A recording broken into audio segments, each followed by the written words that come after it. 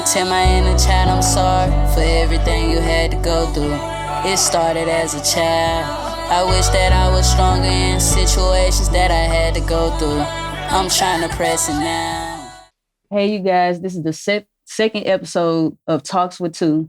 Today, I got Mr. Daniel Westbrooks as a guest today. My special guest, born and raised from Nashville, Tennessee. How you doing today? I'm good. Thank you for having me. It's How you morning. doing?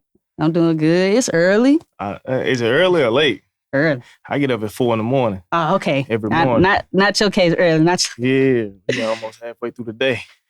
I'm excited to hear your story today. Let's go. All right. So can you tell us a little bit about yourself and being raised in Nashville, Tennessee? All right. So, again, my name is Daniel Westbrooks from East Nashville, out east, however you want to say it.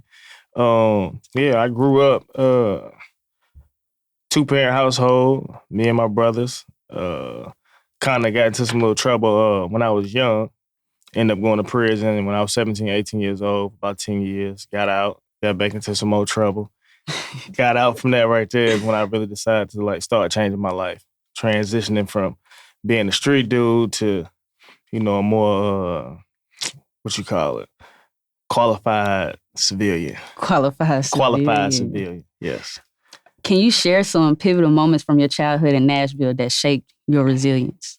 I think one of the toughest situations I ever dealt with was being sexually molested from the time I was 5 years old to about 9, 10 years old, which took me through some of my darkest times of my life, which actually helped develop to the character and the person that I am today. Develop my character into who I am today, man. So, and you said from what ages that was again? About 5 to 9, 10 years old, somewhere around 5 to 9 to 10. I also experienced that myself, and it was with the same gender. So may I ask, was it male or female? For sure, it was male, same gender. Male. Yeah. See, most people think that it can't happen like that. Like it always got to be opposite gender. Nah, it's definitely still going on to this day. I deal with a lot of clients that experience the same situation. Right. So how was that for you experiencing that at such a young age, like 5 years old? Then it was scary. Right. You got a person that you look up to, kind of one of your heroes. Like, I never reveal this person's identity. Right. Because I'm not one to bash somebody, and I don't want everybody else to look at this person based off of what they did to me. Right. I've forgiven them for it. But it was terrifying. I felt betrayed. You know what I'm saying? It was just one of those situations you don't really know what to do. And I ain't never really speak about it. And so my parents didn't know, but my baby brother, the one that discovered what happened one night and told my mama, and that's how it came to the light. So right. So how was that reaction when your mom had found out? Man, honestly, I'm not even gonna lie. That time period in my life is such a blur. You know, you can't really remember it. Yeah, it'd be times I might have a dream about something and it takes me back to that period of my life. But as far as how everything went, I don't know, because I just remember being a happy child until everything started coming out. My grades started slipping. Right. I didn't really want to play ball no more, and I became depressed. Right. Yeah, and I actually tried to kill myself. Took a bunch of pills my 7th grade year. Luckily, there was some bullshit pills, but it was some little Advil or BC or something. But so, what resources or support systems did you have during this time? During that time of you really just realizing what had happened to you? What did you do? Well, my parents, for one, the support that they was giving me. You know what I'm saying? Remove this person out of my life. I think they got locked up for a while. And just trying to give me counseling, therapy, and different social groups to be a part of. Right. And when you say that person got locked up, was it because of what they had did to you? Yeah. Okay. As far as justice getting served, do you feel like you got justice? Because it's a lot of people, the predator is still out there, for me, for instance. So how did that make you feel that your parents took the right steps to protect you after they found out? Back then, it really didn't mean too much or nothing for real. I think I got my justice 2017. 2017. I started telling my story, and I went on national public radio. They did an article on me. And I guess this person seen it. And so I was working at Penn's Mechanical because I do electrical work too. Mm-hmm. Well, I did do electrical work. I don't do that no more. But I was working there and I got a text about, it was close to the end of the day, about 1:30, 2 o'clock. And they just was like, man, I'm sorry for everything I put you through. And I think that's what I've been missing like all these years, just an apology. An apology. Yeah. So basically just getting closure, like, you know, I want to hear this from you because that affected you, I'm sure, mentally, emotionally. How did that affect your relationships? I think it turned me to a savage because, I mean, like, by the same gender and it happening to you, like, I know I'm not gay. You know what I'm saying?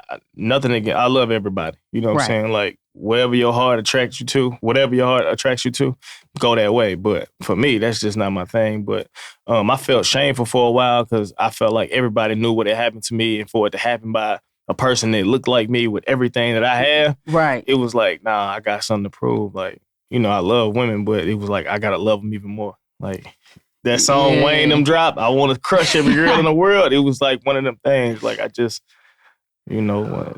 Right. So speaking on the suicide attempts, what strategies did you find that was most effective in your recovery? That helped the most, like outside of speaking about your story? Well, the speaking didn't even come till 20-some years later. I just really got into speaking when I was 32. I'll be 39 in March. Right. And so when I started messing with Kara and them. Miss Kara, shout out to Miss Kara. Shout out to the Fine Design, man. Fine Design. That came about, I want to say 2018. And I think it was John Early. And we had a group of guys, kids, not guys, kids. They were like first grade to fifth or sixth grade. And I was just in the cafeteria. Didn't really know what I was going to talk about for real. And just seeing them acting out and what you would call bad, because I don't call no kid bad, but, you know, just showing out, right? And it just put me back in that second grade mind frame, like, I wonder what they're going through to be acting out like this. And so when I got up to speak, that was one of the first things I talked about, what had happened to me. And what happened? At the end of it, like, I had teachers coming up to me talking about, like, they experienced the same thing, and they had a kid that had been, like, all the way penetrated, because I've never been penetrated by another man. It was just, like, little acts. Right, you know, sexual acts. It's crazy because I can relate to you in such a personal level as far as going to the U. John Early was my first school that I went to talk to recently, and it was me sharing my story, and I got the same reaction that you had got. Yeah. So let's take it back to when you were in prison. Name, like, what was the reason you was in prison? I had a couple robbers. Couple robbers and aggravated assault. Aggravated assault. So how did your time in prison affect your mental health? They say it take about 30 days to become institutionalized. So you take back then I was for real like game banging heavy. I didn't really, I mean, I knew I was doing time, but you know, at that age, 17, 18 years old, you're not really looking at it as doing time, because I don't know, for some reason for Black people, we think going to prison is a rite to passage. Nah. So it was like, well, I'm about to get out. When I come home, I'm going to be the big homie. I'm going to be OG when I get out. So it was, you know, you got times where you lonely and going through, you know, those withdrawals from being home and being around your family. Right. But, for the most part, it's every day you finding something new to do to get through the day.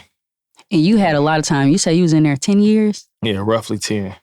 Okay, so for the gang affiliation, what happened that made you want to live that life, that choose that route? Like, what got you into the robbing? And well, the robbing didn't have nothing to do with the gang banging. That was just something that, you know, you broke running around wanting some money, and it's quick and it was easy to do.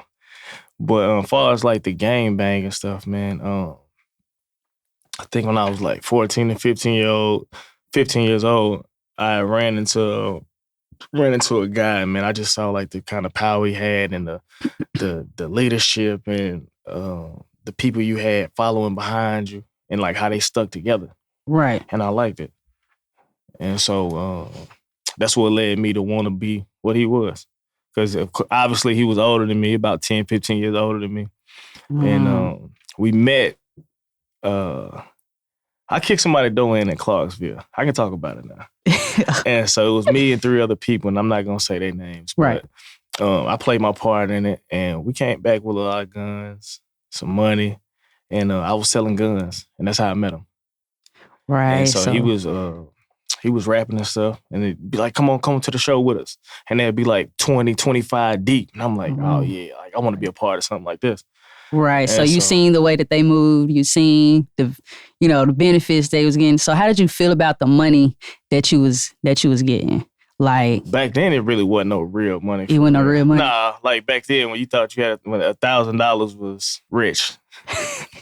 And now so my goal used to be like, let me get $1,000 and I'm rich. And then it'd be gone in 2 hours.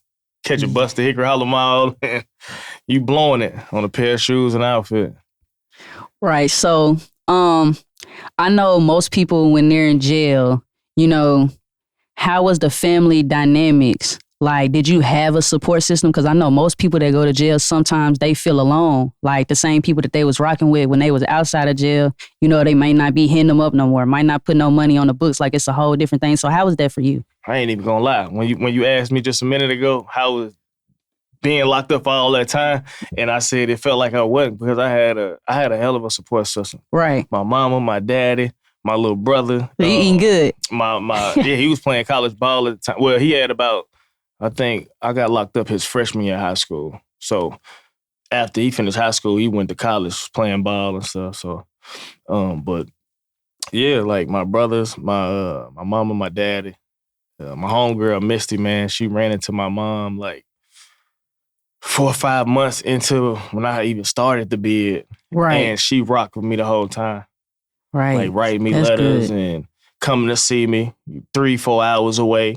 You know what I'm saying? Like, I love her to death. Like, that's my girl. We went to high school together, man. And, like, it was, when cell phones hit, it was, we on I called it fishing. I get on the chat line and I'll be calling, like, all my friends, like, hey, get the free 60-minute code for me, send it to me. So I'll be on the chat line trying to get girls to send me money and, you know what I'm saying, support my habits. Right. Okay, so it was cool. I know you said gang activity. How was that being in jail? Because I know they have gangs and stuff in jail. Oh, for sure. Like, that's where the mecca of gangs are right now. You know what I'm saying? Inside the prisons. It was, for me, I'm passionate about everything that I do. Right. So I'm wholeheartedly gang banging, right? So I'm ready to crash the ship at any given time. Of course, riots break out or we banging on a certain group of other gangs. It was a different experience. You got to walk the child with one of your homeboys. You're going out to go work out. Make sure you got somebody with you. You in the showers. Like, you got to have somebody on shower detail. If you break that line while I'm en route to the shower or coming out the shower back to my cell, yeah, like they gonna come see about you.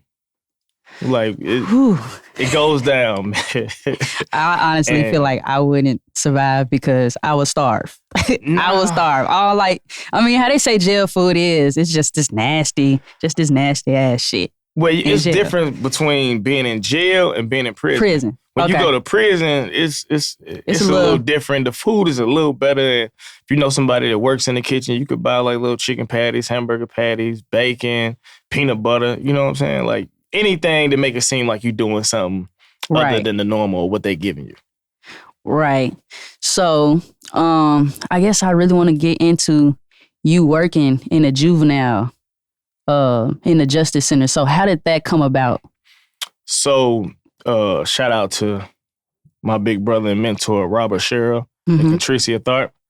They the one got me started with Impact Youth Outreach. And I went in there one day just shadowing them. And then we were supposed to meet at like 12 o'clock and they hit me at like 11:55, like, bro, I need you to go in there and hold it down for us today. We ain't gonna be able to make it, but you got it. I'm like, nigga, what I'm supposed to do? How? With what? Like, I don't know. And so I went in there and what was that? 2018. It started in 2018. And so I don't actually work for Juvenile. Like, I've never worked for them. Just with the nonprofit that I'm involved with. And I've worked with One Voice Nashville with Miss Mary Margaret for about 3 or 4 sessions. So it's like 8-week sessions that we go in and we work with kids with storytelling. So they'll pick a story, like come up with whatever happened in their life. And they want to put it in a poem or put it in like storytelling form or however they want to present it. And at the end of the session, we put on a showcase for everyone down at the detention center. Ooh. And so I did that for about a year and a half. And that's when they start cutting a check. They was cutting some nice checks. So at first it started as like volunteer. Yeah, just volunteer work. Like I still do it for free. But other organizations like they started coming around. Like Metro Nashville. I've been working with Global Education now, which came from me working with One Voice Nashville. And they put me on the payroll. So I don't work directly for Juvenile Justice Center. Your nonprofit is? But no, well, so Global Education is through Metro Arts. And they inside of schools, detention centers, and everywhere else that they are. I don't know all of it, but yeah, they reached out to me and she was just like, Miss Ellen Gilbert, that's her name. Shout out Miss Ellen Gilbert. Shout out to her. Yes. She was like, I know you probably making this amount of money, but I can give you this right here, but we want to create. Right. They didn't even have a mentoring department or whatever for Metro Arts. Like I had to meet 2 other ladies at some coffee shop and they was like, we want to do this. Like we got to get you in here. We've been hearing about you. Right. How can we accommodate you to work with us, to go in there and work with these kids? Okay. And so that's how that came about. So what's some things that you see in the kids, like while you're a part of these programs and getting them to share their story? Like what's the characteristics of these kids when you first interact with them? Pain, trauma, hurt. You know what I'm saying? Like outside of the theatrics that they may give you, when you sit down and just look at them, they hurting. Right. Yeah, and as a human, you hurt with them. You know what I'm saying? But you understand the dynamics of their case and why they're here. Because a lot of the kids I deal with have multiple robberies, gun charges, and homicides. Right.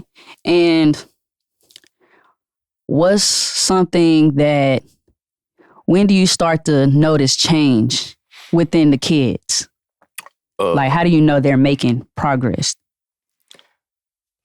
It's a roller coaster with these kids, man. Right. Because, first, the initial greeting is they showing you one side, and then you start to, the more you consistent with showing up in their lives, you start to see little differences in them, and they change behavior, right? Right. But it's good, but then you see the other side because they are still incarcerated and they are around a bunch of their peers that still, they think a certain type of way, and everybody is hooked to this rap music and having sticks and taking like a deck of cards and, you know what I'm saying? Like their mentality is still this right here. You know what I'm saying? Like a poor mentality or a slum mentality.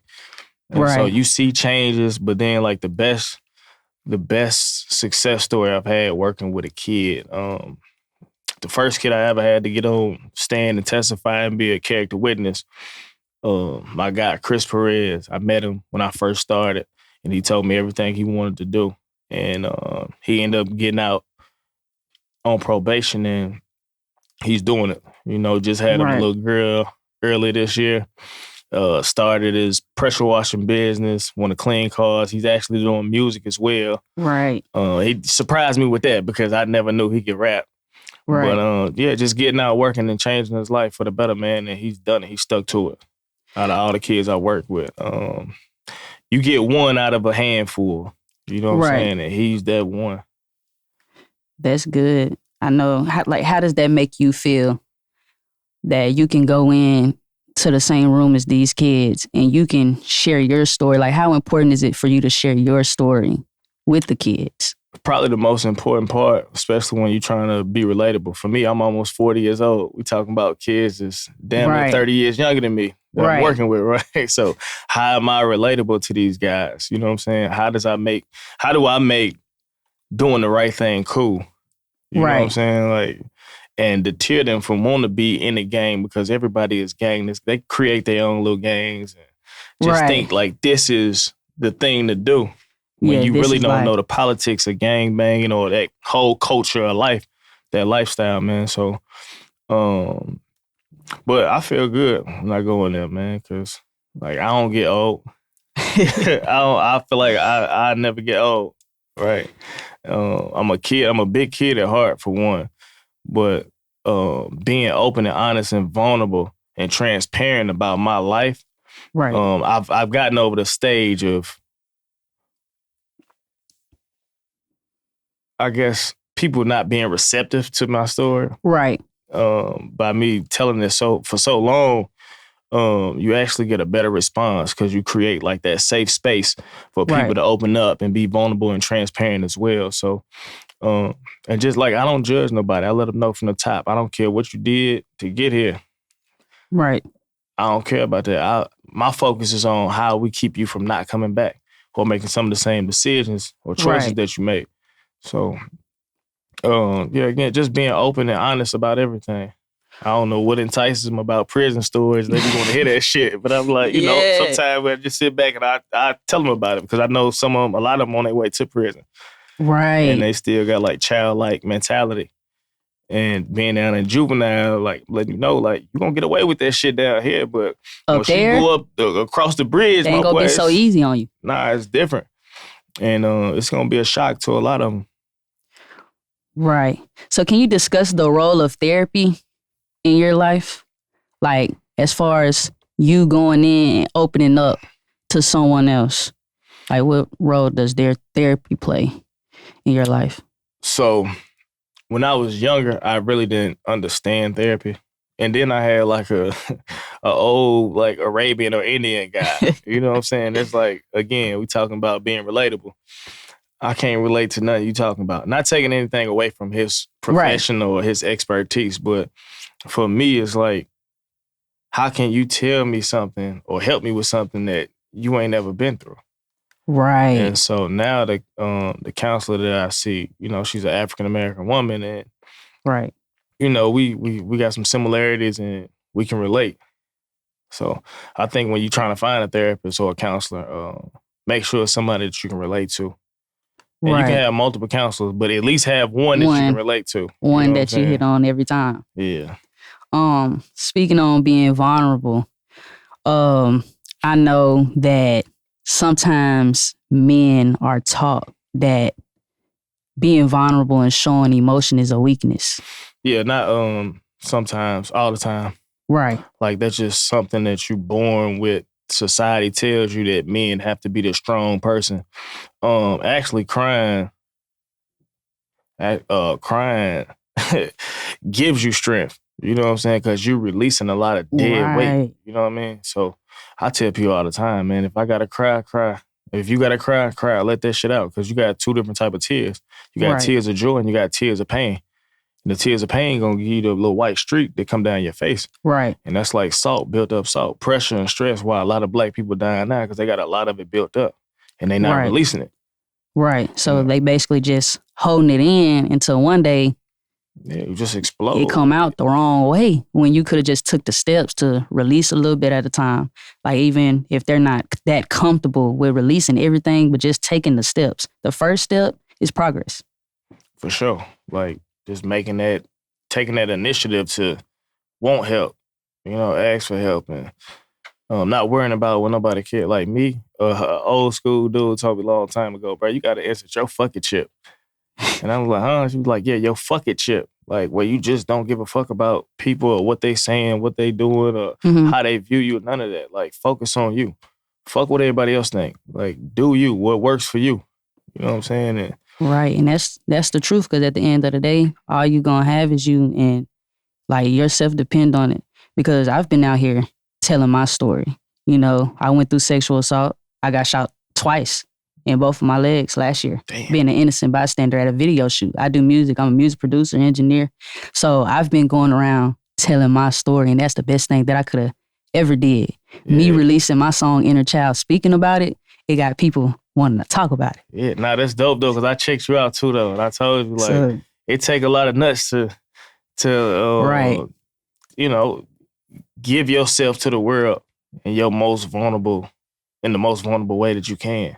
You know what I'm saying? And that speaking to the youth is a lane that I never realized that I needed to get in until I went through that situation. So I feel like sometimes we go through things and have difficult moments to be in another path where we might be inspiring a lot of people. We taking what we went through, telling the kids, and hopefully navigating them through their problems that they don't talk about. Yeah, I think it's kind of selfish sometimes, like for us as the older generation to went through certain things. Right. And not come back and help somebody that might need it. And you don't never know who you need until you open your mouth. Right. You know what I'm saying? Like, we go right now to a school and we both get on stage. You gonna say some stuff that's gonna gain the attention of some of these kids, and I'm gonna say something too, right? Right. But they need it, both of us. Right. You see what I'm saying? Like, because you got something to offer them that I don't have, and vice versa. You see what I'm saying? So it's like kind of our responsibility to get out here and do this type of stuff because they need it. We didn't have that. Right. And I feel like them going to the schools, they go through so much outside of school. At home, like inner child was me realizing I need to heal my inner child. Like this is where it starts. It starts from how you raised. It starts from, my mom, didn't believe me when my situation had happened. So that was a whole different ball game mentally for me. Yeah. But your parents supported. Mm-hmm. So I feel like it's important for these kids to really just know that they're not alone. Like they need a mentor. They need to reach out to the school counselors. It's people out here that do really care for them. How do you connect with the kids and gain their trust? Again, just being open, honest, transparent about everything. And like, I don't pacify these little niggas either. You know what I'm saying? Like, I'm going to talk to you straight up. Like, I'm going to meet you where you at. You feel me? Like, I ain't coming in. I'm not a preacher. I'm not, you feel me? Like, sometimes it get heated. You know what I'm saying? But, like, I'm going to give you the real, raw, authentic version of myself. Right. Like, I'm not changing who I am for nothing because that's when it's fake. That's when you're not going to get the real outcome that you're looking for out of these kids. No, like I done went in the cell with some of these little niggas. Like, all right, you gonna disrespect me while I'm talking? Nigga, hey, bro, pop the door. And bring your little homie in here too since he riding with you, nigga. And get him straight. We get there. It goes there, you feel me? But they need that. Yeah, I try to be the person that I wish I would have had when I was a child. Right. That's it. Just and you see how much that's helping though, because now you're the person that somebody never had. Yeah. What advice would you give to someone currently struggling with trauma, mental health issues based on your own experiences? Talk about it. Right. Find somebody that you're comfortable with, that you can open up to, and talk about it. Release it. And if you had somebody to victimize you or cause you this pain, forgive them first. Make sure you forgive them and you're not living with that weight on you. And have a pure heart. And then write them a letter. I tell my clients all the time, write them a letter. Not necessarily saying that you have to give them this letter, but write them a letter and express how you really feel. It's just a heartfelt letter that you want to express everything that they've done to you and, get it out of you some kind of way. Whether talking about it, write it down, however you got to let it go and don't let it consume you or overwhelm you or rule your life. Right. I feel like that's good advice. I wish I had that advice because my mom, she my main trigger. It's times I came to my mom, but she didn't react a certain way that I wanted her to react. So fast forward now, it's like, I'm gonna just get this out for me. I can't worry about you. I need to release this for me. Yeah. And that's what I did with inner child. So I definitely feel like that's good advice to give. And hold on, before we go to the, I didn't mean to cut you off. No, you good. You good. We have and I just learned about this too, maybe over the past 2 months. Mm-hmm. You have to teach some people support. Right. Because they don't know how to support you. And in your mind, you like, I want you to be doing this, doing that. Mm-hmm. They don't know to do this because they haven't been through anything like this, or they might be afraid to how it'll look to their peers. Like your mom, I don't even want to use your mom for example. Let's say my auntie and something happened to my cousin, and to save her face on how she looked to her friends or church members or stuff like that, we just gonna act like this never happened, or we're gonna brush it off, or play it light with my child because I don't want the outside to view me a certain type of way. Right. And we gotta stop doing that shit. Me, as a person, like I spoke on it. It could, yes, I went through this, Mom, and you didn't hear me, but I can't judge you. Because although I was hurt from this situation, I can't judge you because I don't know your story. Like I mentioned in my podcast, that's my episode that's about to drop. I don't know how my mom was raised. I don't know what she went through. What if she went through the same thing, sexual assault, and she came to her parents and, that generation known for sweeping things under the rug. Facts. So how would she be able to handle this situation? She might not be able to. Mm-hmm. And I feel like that's what we got to realize. That's what I had to realize because I held on to it so long when it came to my mom. But whole time, it's like, we all go through something. It's just how we was raised. Like, I don't even know how I would be if I'm a parent. Yeah, man. Like, I don't know how I'm going to be if I'm a parent. Do you have kids? 2. How is that? How is that? Girls. It's fun. It's challenging. They keep me on my toes. But I was scared to be a parent. Right. I was definitely scared, and now I have 2. I don't want no more, but like I'm grateful for those 2 because they kind of saved me. How old are they? 2 and 6.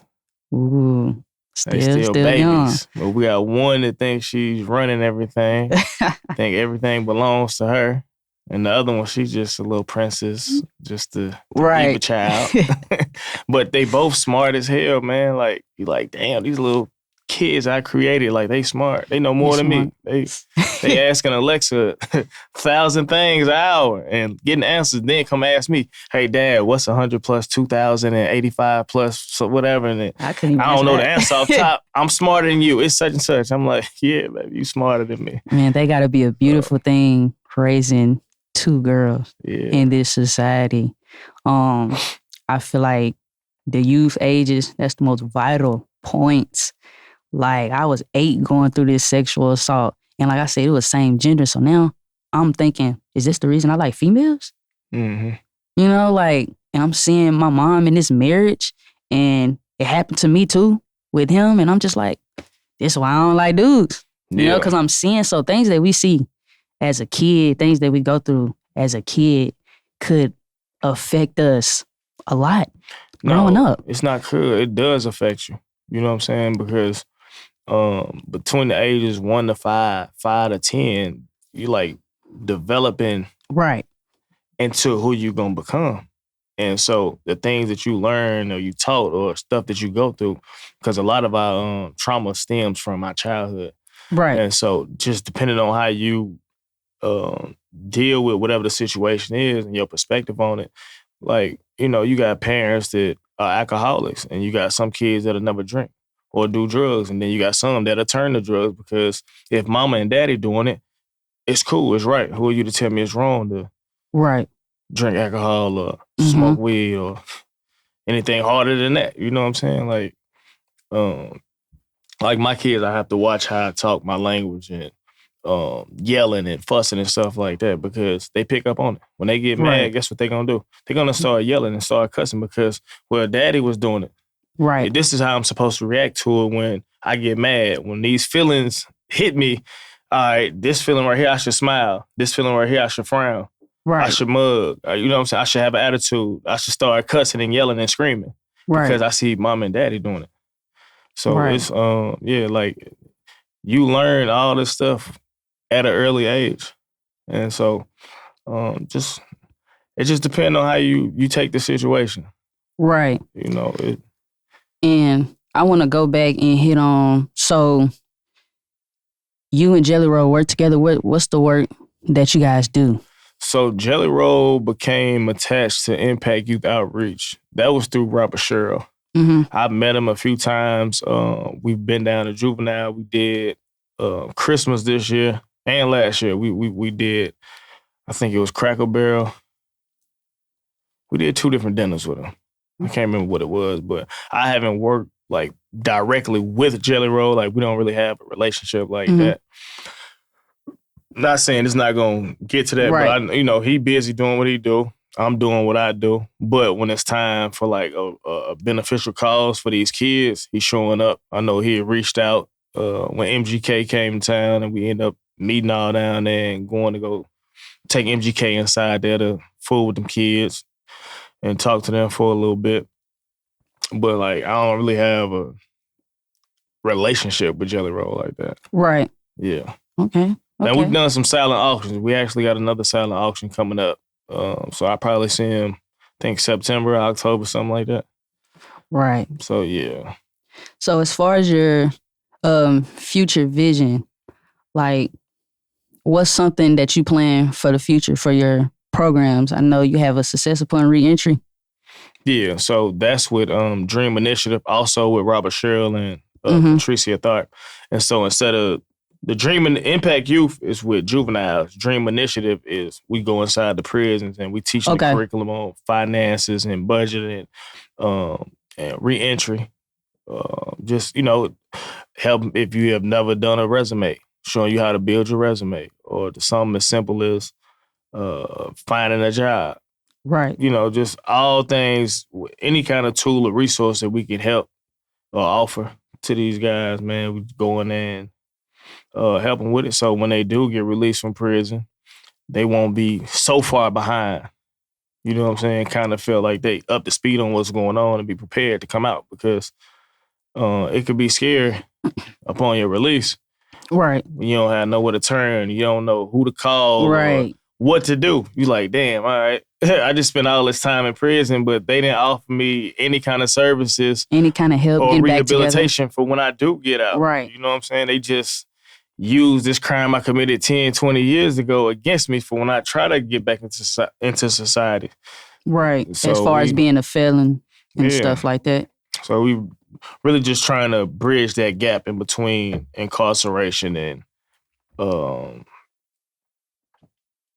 just having a failed release. So when you come home, like, I want to make sure you prepared at least to get the ball rolling. And in that, let's say when these guys do get out, are all of them level-headed and completely go through that process and taking the steps through the reentry program, or some of them, go back out, do the same thing? Yeah, you got some people that's gonna get it, some people that's not. Right. But then you got to think, everybody's situation is different. Right. You might got a guy that's been locked up 7, 8 years with 5 or 6 kids, and going to go make $18 just ain't enough for them, and they don't have that patience to, see the plan all the way through. It's like, nah, I'm back now. I got to make this happen. Like I tried it this way right here. It's not bringing me enough money that I need. And, versus somebody that went in and come out like me with no kids. I probably got a high tolerance for sacrificing and suffering a little bit longer, because I don't really have no real responsibilities outside of myself. Right. So I can see how that can be a little easier on you versus somebody that coming out with a whole lot going on. Gang of kids and, more responsibility than I have. You know what I'm saying? You're going to be, the urgency is going to be a little different to get it. Like I can sit back and see this thing all the way through.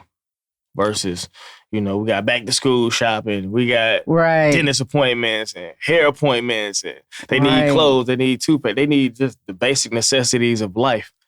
With one child, it's probably $400-$500 a month. This little nigga's expensive. When was that time you were in prison that you was like, I don't want to come back and do this? Shit, every day. Because Like, 10 years is a lot. I'm still in there. Like, I don't ever want to do this again. But then, you get through that stretch. Because I went to prison twice. So was it 10 years all at one time? No, so it was like 8 and then like 18, 19 months the second time. Okay. But I got out 2011 in May. I went back in July 2012. Right. So I was out for about 13 months. But I was on the run for 11 of those months. So you was running. I caught a case a month after I got out. Right. Retarded. So what would you say? I mean, I know everybody makes their own choices, but would you say it was the environment that you was in and the people that you were around? Or like, what would you say played a part? I guess the people I were around. I got out again, like my support has always been, I don't know. I probably one of the blessed ones, I guess, to say. I receive a lot of good support, whether it be in a negative way or a positive way, but the support is always real. And so when I came home, like everybody was just giving me money, taking me shopping, taking me to the club, paying for shit, you know what I'm saying? And after about you look like a celebrity. 2 weeks of that, it was like, man, fuck this. I need my own bread. Like I can't say, hey, girl, you want something to drink? Hey, bro, buy her a drink. You know what I'm saying? Like I can't do that. So, damn, got caught up. But yeah, so it was just a mixture of that and me wanting to, I wanted some real money. You know what I'm saying? Right. Like you leave as a child, you come home, you're a grown man now. You know what I'm saying? Right. Like I ain't even look the same.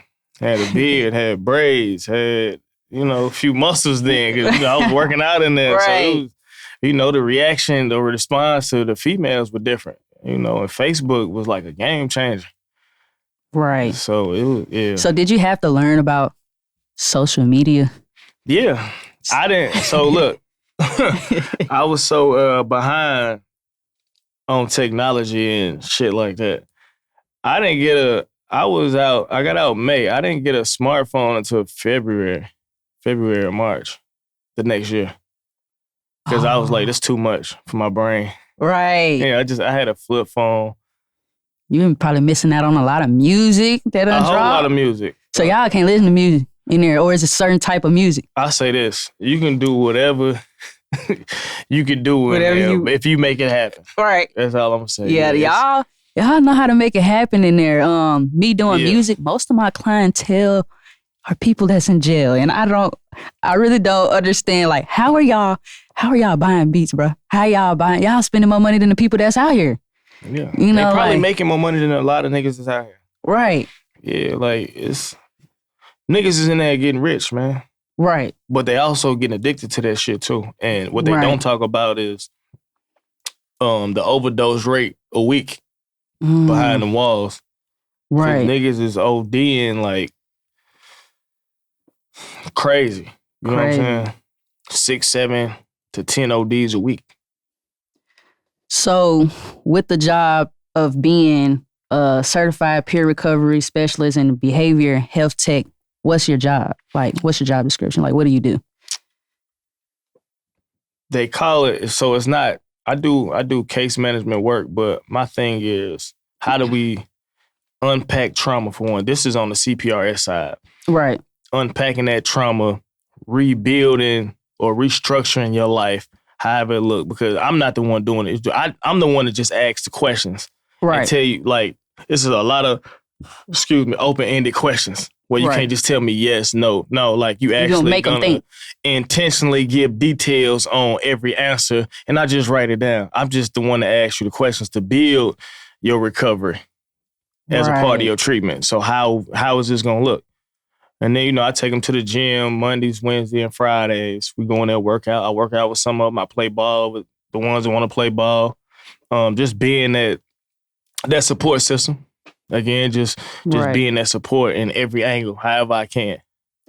So what are some issues that you see? I know you mentioned alcohol abuse. Mm-hmm. What else? Drugs.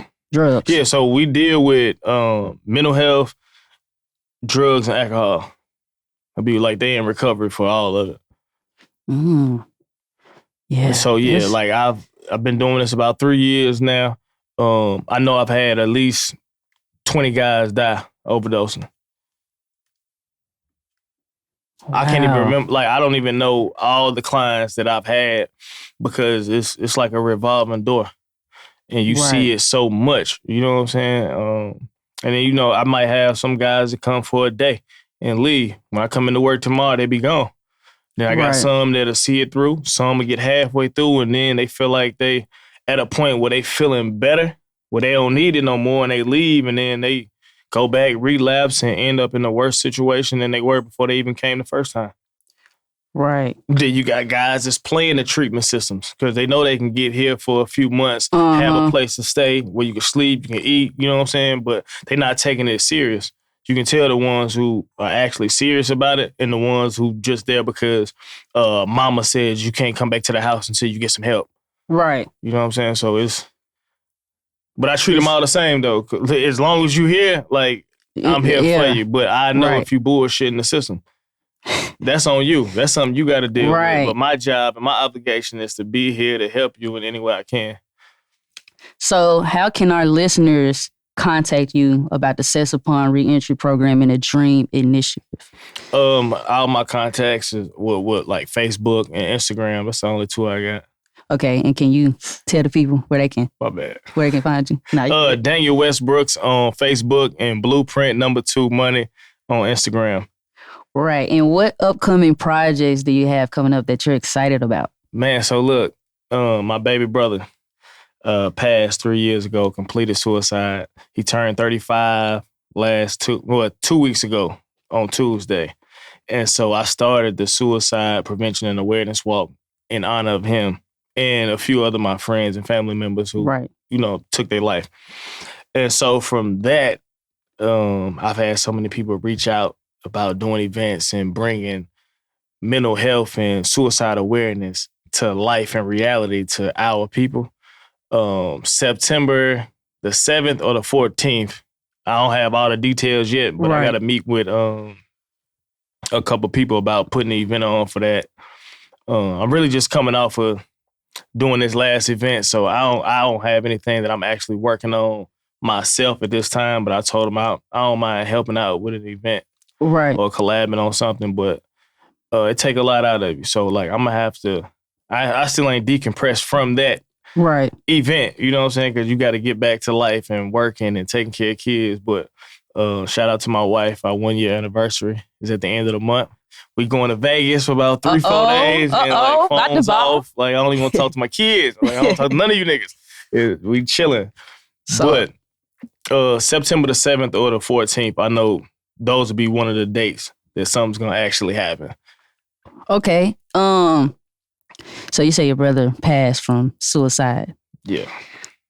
How did that affect you? So like I said, I come from a supportive family. Right. So I saw the signs and I feel like we did everything that we could do to help him or get him help while he was alive. So he was struggling with things. Yeah, so what happened was, like I said, he played ball. He was in a real bad car accident in 2012, and we didn't know until he passed that he had CTE. What's on that? His brain. It's like if you drop like water, spill water in your iPad or drop it, you know what I'm saying? Like you can get it fixed, but you still gonna see the tweaks inside your computer. So it's like a tweak in your brain, and they can't discover it until you pass away. Because they have to evaluate your brain. And the only way to do that, you can't be alive. And so CTE, and I wish I could tell you what it means if I wasn't talking right now. Like you asked if I didn't bring this up. But it's basically like a brain malfunction. And it comes from trauma to the brain. So you see like a lot of people from in the army or their boxers or plays football, they say they have CTE because of a lot of head-on collisions or punches to the head, stuff like that. Right. And it develops, like you could fall, hit your head right now on this table and develop CTE. And it'll tweak your whole system. So one day you're going to look like how you look right now. And then one day you might look like somebody else that you don't even know. Like if I show you pictures, 4 or 5 different pictures of him, of my little brother, you'd be like, damn, he look different here than on this one and this one and that one right there. And so, like knowing what he was going through and finding out this information after he's passed, it's giving me a purpose, because I like to find reasoning on why things happen. And like I hurt every day, like don't get it twisted, but I know I could do more help than hurt people if I figure out how to help people that's going through some of the same situations. Right. So it does my heart good helping somebody, or knowing that like we all struggling with something that I can put on an event for this right here, because a lot of people shy away from it. Like it's talked about a lot, but how many times do people say, hey, look, let's don't go out tonight. Let's just circle up and talk about what we going through. Right. And figure out some solutions of what's going on. You know what I'm saying? Because your personal take on my situation might be different from the other 4-5 people, but you don't know. I need everybody as a group, as a collective. I need y'all perspective on this right here to help me out. And we here to help you too. You know what I'm saying? Like we be each other crutches to hold each other up and hold each other down and accountable, but we definitely need that type of support. You know what I'm saying? So, and I understand that people didn't get the type of love or support that I was blessed to get throughout my life. And so that's what I try to give to the universe. Like that's my major contribution to the universe is love and support and help in any kind of way. Right, because if you be intentional, like you get what you give. Yeah. And like I don't do it looking for no help in return. Right. Like everything I do is usually free. You and know that's what I'm when saying? it's gonna Like come vendors come, like they be like, well, how much? And, like I don't want nothing, because health is free. You know what I'm saying? If I could, like help is free. Right. It can be something simple as supporting, a like, a share. All that is free. Everything. You know what I'm saying? It's just support. How can you help somebody out? Now, if you got some money to help somebody, do that too. Like, because I don't mind doing it if I know you really need it. Right. But the thing I tell my clients too, don't be afraid to ask for help. Like, you can't have too much pride that you rather suffer in silence, however it be. It could be mentally, financially, however it is. Like, don't be too prideful. Don't take advantage of good people either, though. Right. You know what I'm saying? Like, I'm here to be used, not misused. Right. So, however you can use me, utilize me, I'm a resource. You know what I'm saying? Use the resource.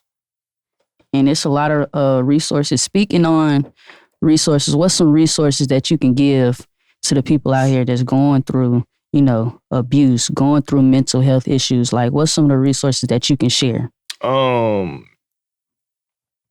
There's different hotlines. I got a brain for it when it comes to this, because I just met some great people at the walk, and my friend Mont took his life on my birthday this year, and his wife played a major part in getting all the vendors from the Suicide Coalition to come out. And so I met him, but like far as to be able to direct you to them right now, I can't even think like off the top of my brain. Well, whenever you get them, definitely send them, because I can definitely get a list and some numbers for sure. So, Daniel, as we wrap up, what's some messages or thoughts that you would like to share with anyone who's going to be watching? First, don't drink use a long ass straw for a cup of water. Look, I haven't touched my water the whole interview. One thing I love to tell people, like, be yourself, man. Like, God created only one of you. I know, like, with social media, Instagram, and stuff like that, like, we can tend to look at other people's lives and put our face or our feet in their shoes, right? Like, be yourself, man. God gave everybody one thing that separates you from everybody else. Like, tap into that one thing and be yourself. Like, in a world full of nobodies and people that want to be like everybody else, like, be you, man. Like, it's free. To be yourself. It costs trying to be like everybody else, or keep up with the Joneses, or, you know what I'm saying? Act like you this and that, and like, it's just when it's just so simple. The people who for you are gonna be there for you. The people who not meant for you, they weren't supposed to be there. They not gonna be there. If they can't accept you for who you are, they don't need to be around you. Period. Right. I feel like I needed to hear that. So I know a lot of people need to hear that. So that'll do it, you guys. I'm so excited about this episode. I feel like I learned a lot. Like, I'm taking things in. It's a learning opportunity for me. Man, I appreciate you for having me. For sure. Can I add on to the last thing? Yeah, It only gonna take 30 seconds, bro. Like, coronavirus killed a lot of people, but it birthed something in me with the NBA because I love basketball. When they created that bubble, and only qualified people can step into this bubble, create a bubble in your life, man. And if they're not qualified to enter your bubble, don't allow them entrance. COVID was definitely that shit wasn't real. That shit was man-made. Something. It killed my granddaddy, man. They trying to increase the population. Yeah. So, yeah, man, be yourself. Create your bubble. That'll do it, you guys. I appreciate everybody tuning in, watching. I'm excited for this episode to drop, the second episode of Talks with Two. And we out. Let's talk about it. Let's talk about it.